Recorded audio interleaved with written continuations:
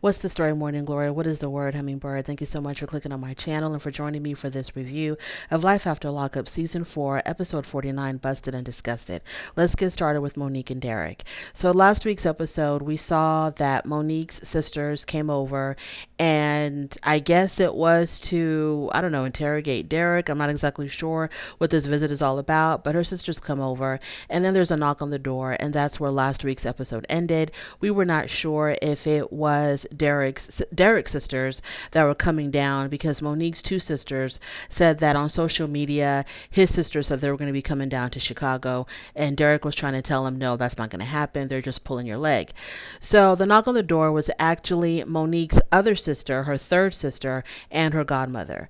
So now we have three of her sisters, her godmother, and her best friend, and they instantly jump all over Derek because Monique always tells them, the bad things about Derek when she's mad at him, but she fails to tell them the good things. Like when things are going good between her and Derek, I guess she doesn't really stress that as much because they're only thinking about how Monique came to us crying and complaining about Derek. And so that's what they are running on. They're running on all of the negative things that Monique has said about Derek.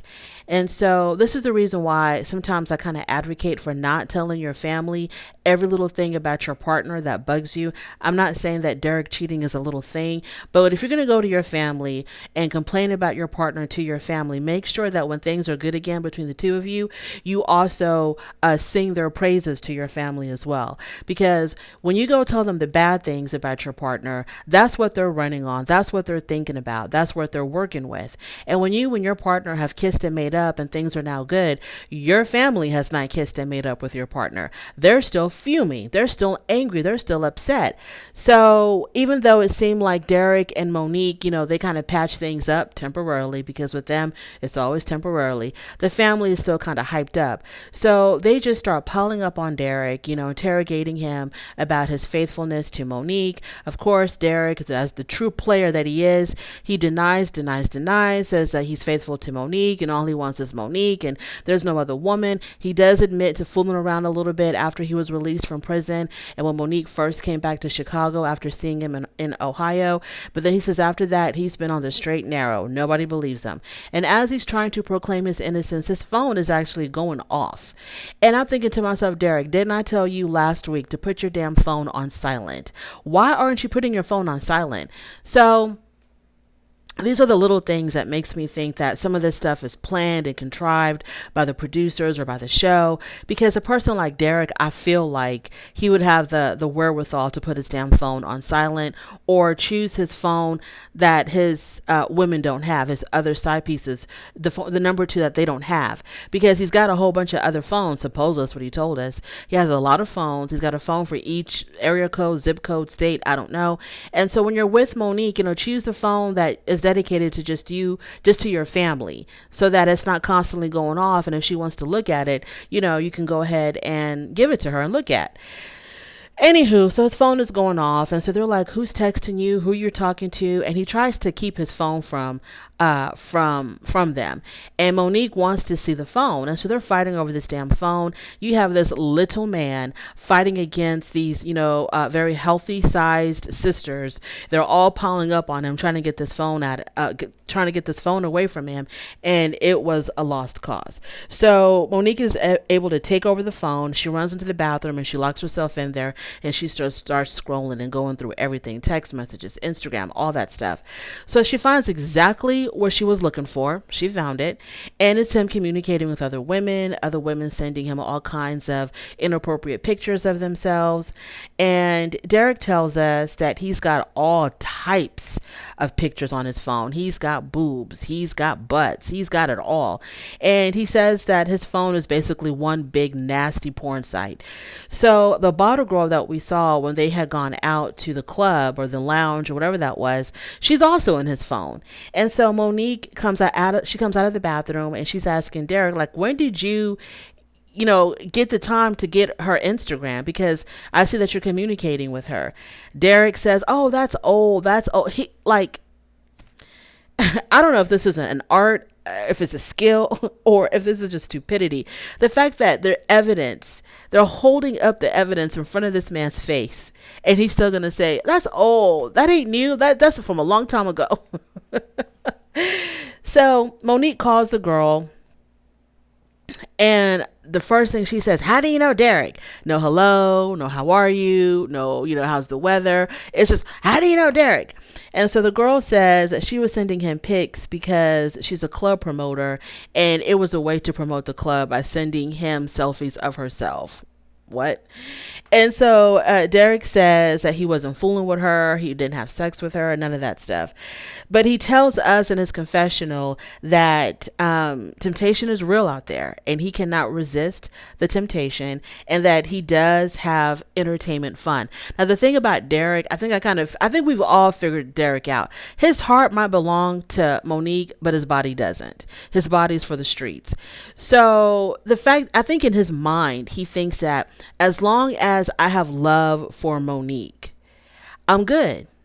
I'm straight because I've got love for her. I love her. I will never love another woman like the way I love Monique. No woman will have my heart the way Monique has my heart. And I think because he thinks like that, he feels like it's okay for him to mess around with other women. Like it's okay for him to play the field, because his body might be for everybody, but his heart is only for Monique. And so in his mind, this is how he justifies his actions. And in his mind, he probably really does believe that he's being faithful to Monique, because only Monique has his heart.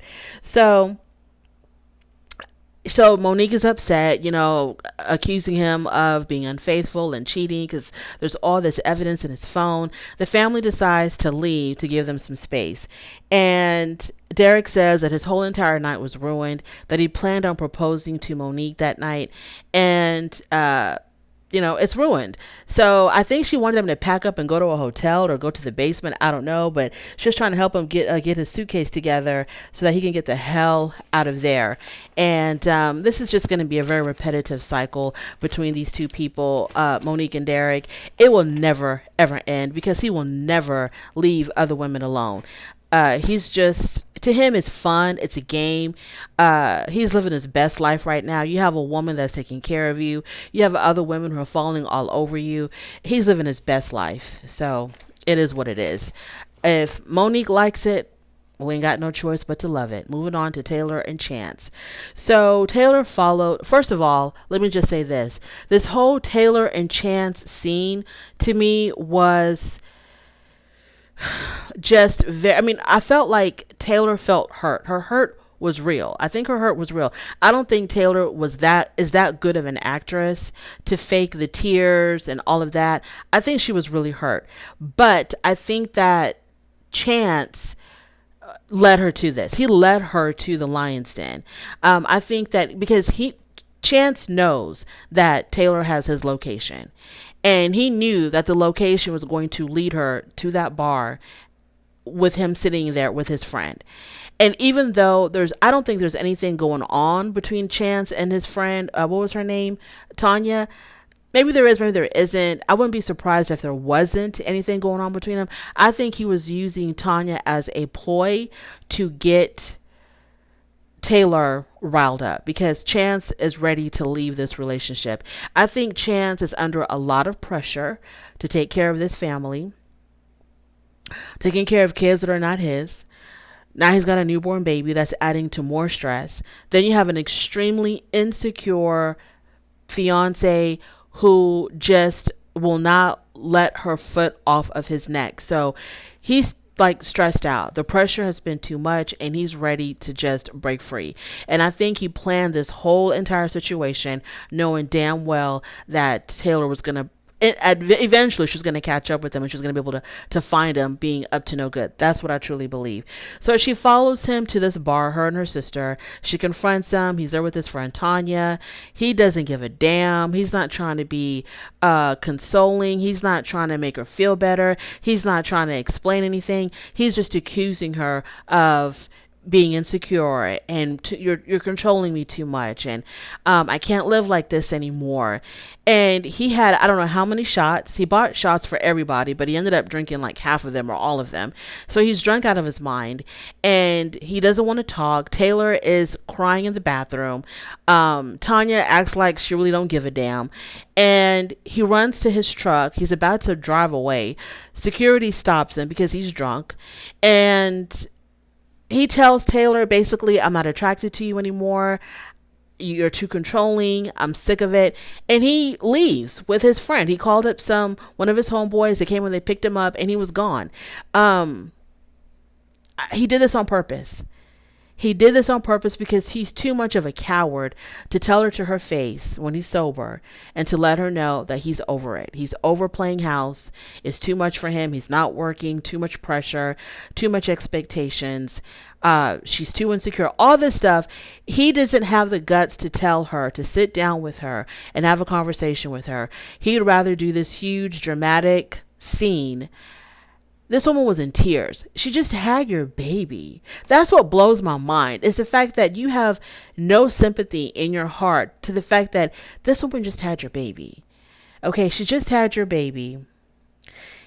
And you're yelling and screaming at her, shouting at her, knowing how insecure she is. Instead of trying to reassure her, you want her to catch you with another woman. And I don't know. Chance was just awful. He was awful. He did this on purpose. He wanted to break her heart on purpose. To see how she reacted and to know that this man did this to her intentionally, I felt so bad for Taylor. I felt so bad for her. And this Tanya woman, I don't know if she was part of the plot, like he sat down and he planned this with Tanya, or Tanya was an innocent bystander that he was using, knowing that, Taylor was going to show up and catch him with this woman. I don't know, but she didn't make it any better. She should have just left. If there was nothing going on between her and Chance, she should have just left. I don't know. All I know is, Chance, you're a jerk. You're an absolute jerk for doing this to the mother of your child. She just gave birth to your kid. Her hormones are all over the place. Instead of being home with her baby and her other children, she's out here running around the middle of the night, chasing you down, and you see absolutely nothing wrong with that. And he's a jerk. And if he comes back, once he sobers up, if he comes back begging and pleading, how he wants Taylor to take him back, and, he's going to be better and they can work things out, and he's sorry, I pray to God that she just shows him the damn door and that she does not take him back. Moving on to Amber and Puppy. Congratulations to Puppy for making it through an entire episode without a breakdown, without crying, without tears. I'm so proud of her. So TC and Amber, they have a conversation about TC's lack of emotional support. TC did blame Amber for the termination of her pregnancy because her liver was damaged, I'm assuming due to her drinking. And so he kind of sees this as her fault because she was drinking excessively. She ruined her liver, so then she could not carry this baby to full term. So she said that all she really needed was just a little love and attention, just a hug, say I love you. And that's all she really needed. They didn't have to have these deep, soul searching, 3-hour long conversations about their feelings. All she wanted was a sign of some type of emotional support. So when she said that, he gets up and he gives her a hug and he tells her that he does love her. She goes outside to talk to her mom, and her mom tells her that, yeah, that's all good, but he really was a jerk. He really should have been there for you. And he should have. He really, really should have. Whether he agrees with what she did or not, he should have been there to support her because it was not easy for her. She did not go skipping to the doctor's office or skipping down to the hospital, happy and excited to end her pregnancy. It was a very difficult decision for her, and he knew that, and he should have been more supportive, but he wasn't, whatever. So her mom says, you need to take care of yourself, which kind of, to me, she was saying, in a way, deal with your drinking. Her mom said, you need to take care of yourself. Don't worry about fixing somebody else. You need to make yourself a priority. So a few weeks later, everything falls apart. I thought things were like on the right track, but everything falls apart a few weeks later. She's upset because nothing has really changed. TC is still emotionally unavailable, and he's just been really, really cold to her. She says that he doesn't appreciate her. She has to clean the whole house herself. TC and his boys do not help with any of the housework. She works, so she has to hold down a job, bring in income, keep the house clean, cook, clean, do all that stuff. And TC and his boys are not helping at all. And she feels like she's being taken advantage of. She's being underappreciated. She hates the fact that he blames her for the termination of her pregnancy. He didn't apologize for blaming her. And he's constantly bringing up her drinking, I guess, to deflect. When she tries to hold him to the fire, he brings up the fact that she's an alcoholic. And he also told her that he wasn't attracted to her and that she needed to do something to fix herself. And so, yeah, she's had it. She's at the end of her rope. So she calls Puppy to come help her. They get Queen there. They get about 3 other guys there because she's about to move out. And she put little Post-its on everything that belongs to her that was bought with her money, I'm assuming. And she's ready to get the hell out of Dodge. She has had it. So as they're trying to pack up all of her stuff, TC drives up. And Amber says that she has never had anxiety in her life until this moment, knowing that she's about to have this big confrontation with TC. So we'll see what happens with that in the next episode. So good luck to now. Puppy did not cry, probably because she was happy that she's getting Amber back. And, they're going to be like Thelma and Louise. She got her road dog back. There's no men in between them. So Puppy was probably just, exhilarated that Amber was breaking up with TC because Puppy broke up with Eric. So now it's going to be just the two of them again. And life is good. So, yeah, Puppy was extremely happy that she got her Amber back. 100%. Moving on to Eris and Cameron.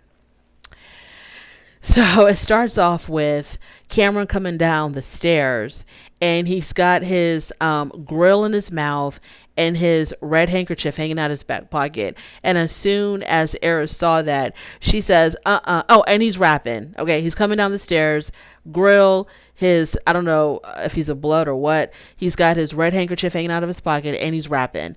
And so when Eris sees that, she tells him, teeth out, flag up. And he was like, why? And she says, because my dad's coming. So I thought she was going to tell him to stop rapping. I thought she was like, we don't want to hear that. But no, she said, teeth out, flag up.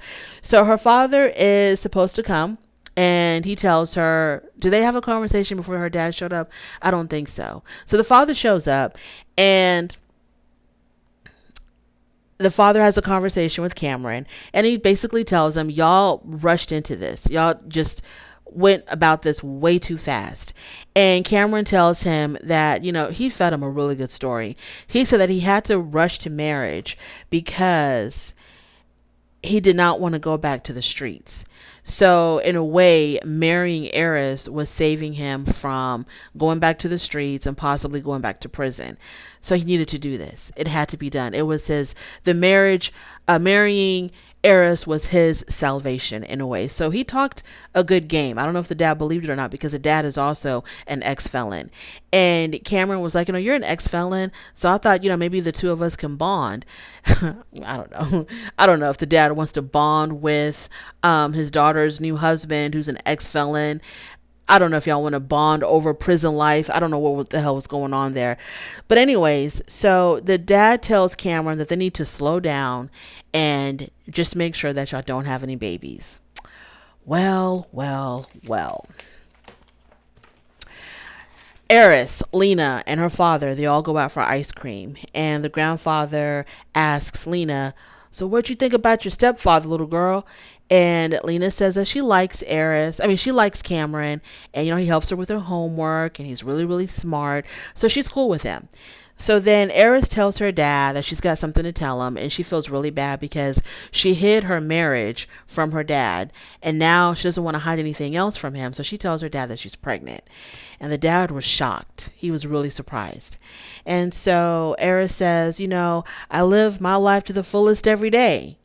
And the father's like, living your life to the fullest every day. What the hell does that have to do with you making a dumb decision to get pregnant when you just got married to somebody that just got released from prison, and y'all didn't even give each other time to kind of like start this new life together with your daughter, and now you're adding another child into the mix?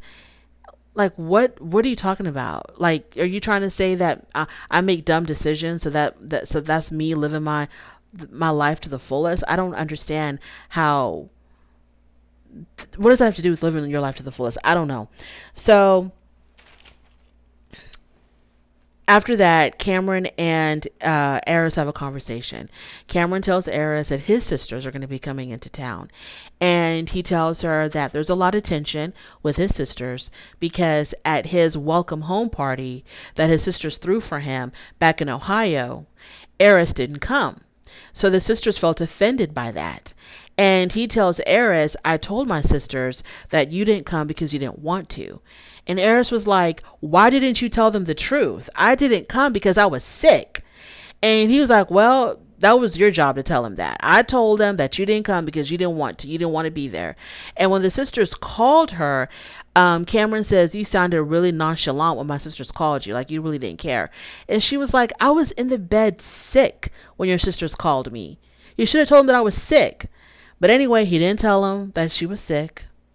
The sisters are on their way, and Cameron tells her, I want you to try to make it right with my sister. Just like the way you want me to make it right with your dad, I need you to give me the same courtesy and try to make it right with my sisters. And Eris tells us that she will not be apologizing because she was sick. It wasn't like she was trying to avoid the party. She was sick. So we'll see how that goes. He knew that she was sick, but he didn't believe her. I don't think he believed her when she had told him at the hotel that she wasn't feeling well, and that's why she wasn't coming to the party, because he was like, you can still come even if you're not feeling well. And she said she was too sick to get out of bed. And so to me, it just read as if he did not believe her at all, and that's what he relayed to his sisters, basically like, she really doesn't want to be here. So we'll see how that goes, because those sisters don't play. Moving on to Sean and Sarah. So Sarah and Abby, they meet up with Anthony at the donut shop, and Anthony tells Abby finally that he is her father, and she's an 8-year-old girl. Okay, she's 8 years old. She's got this entire camera crew around her. They just, they dropped this bomb on her that this guy that you've been hanging out with at the park is really your dad. So she was kind of awkward about it. She was laughing, and I guess she was laughing and then crying at the same time. I don't know if she was crying out of shock or if she was crying out of sadness or she was crying out of happiness, but maybe she was crying out of happiness because she was laughing at the same time as well. So she was cool with it. I mean, she's 8 years old. What is she going to say? So she was cool with it. She just wanted to eat her donuts in peace and go draw on the chalkboard. And so Sarah tells Anthony that, he tells her that he wants to come around and pick up Abby. And I did not think that Sarah would agree to that, but she did.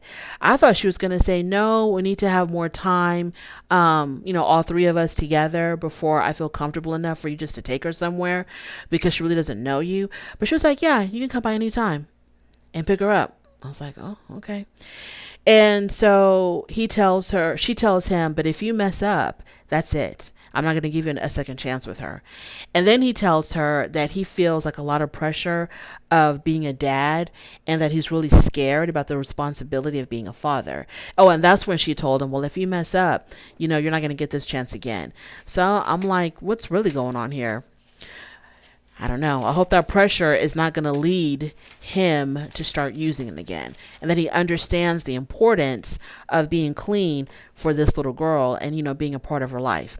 Moving on to Marcelino and Brittany. Not much going on there. Marcelino re-proposed to Brittany and he wants to renew their vows. Okay, fine. We'll see how that goes. And that is the end of my review. This was a really good episode. It was chock full of entertainment and entertainment, and it was interesting. It was a really good episode. I'm going to need Taylor to give Chance the boot. If he thinks that he is better off without her, when he comes crawling back, apologizing and wanting to make things right and wanting to be a better fiance and a better father, she needs to change those damn locks. Tell him to call his friend, whoever picked him up from the bar, or better yet, call Tanya.